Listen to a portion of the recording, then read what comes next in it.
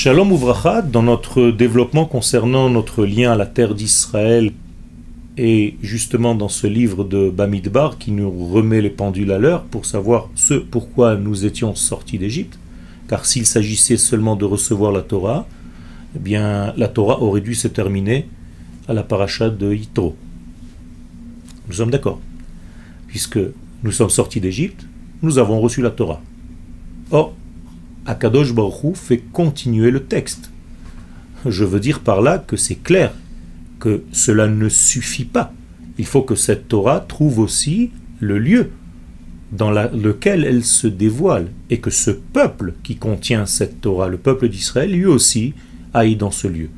C'est pas par hasard que Moshe Rabbeinu dit aux enfants d'Israël d'arrêter de se perdre dans le mont Sinaï, qui, je vous le rappelle, était la plus grande yeshiva qui n'a jamais existé dans le peuple d'Israël, avec le plus grand rabbin du monde, Moshe Rabbeinu. Moshe Rabbeinu a très bien compris la Torah, et s'il dit au peuple d'Israël, cela ne suffit pas de recevoir la Torah, il faut arriver sur la terre d'Israël, c'est en réalité le premier chapitre du livre de Devarim.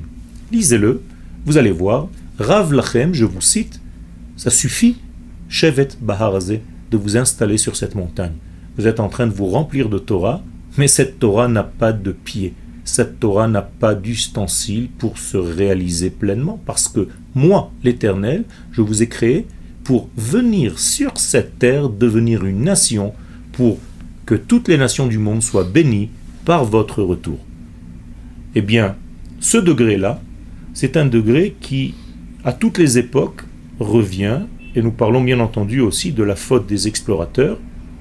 Beaucoup de gens disent, moi je préfère rester en dehors de la terre d'Israël, parce que rentrer en terre d'Israël, avec le niveau que j'ai en Torah, eh bien, ça souille la terre. C'est-à-dire, on prend les éléments dans le sens inverse. Je suis tellement conscient de l'importance de la terre d'Israël, c'est sûr, la terre d'Israël, c'est la terre du Kodesh, je n'ai aucun doute. Mais étant donné que moi, je ne suis pas à ce niveau, il vaut mieux que je reste à l'extérieur. Eh bien, les sages nous disent quelque chose d'inverse, complètement inverse.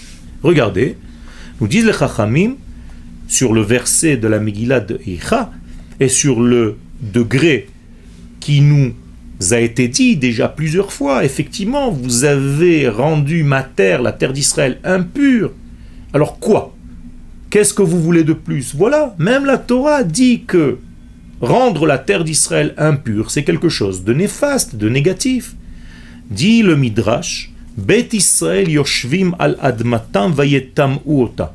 Donc le verset vient de Ézéchiel 36, verset 17.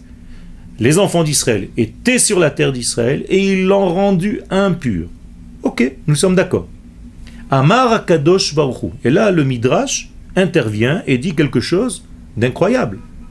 Attachez vos ceintures. Halvay yehavun bnei ami Israël.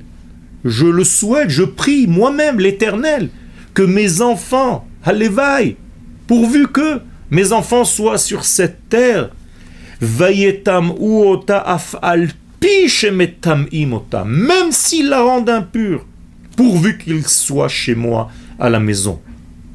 Halvay vehayu poshim be'eretz Israël. Je préfère qu'ils soient des délinquants sur la terre d'Israël, dans ma maison, et non pas peints et complètement en dehors de leur système, même en étant des tzadikim, en dehors de cette terre d'Israël. Incroyable.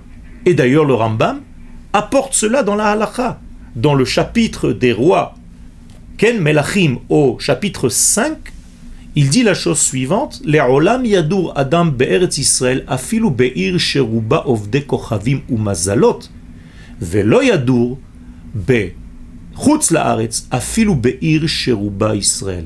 Un homme d'Israël ne devra jamais habiter en dehors d'Eretz Israël, même si c'est dans une ville où il n'y a que des Juifs. Et il habitera toujours en terre d'Israël, même dans une ville remplie d'hommes et de femmes qui font de la Avodah Zara. À bon entendeur, salut.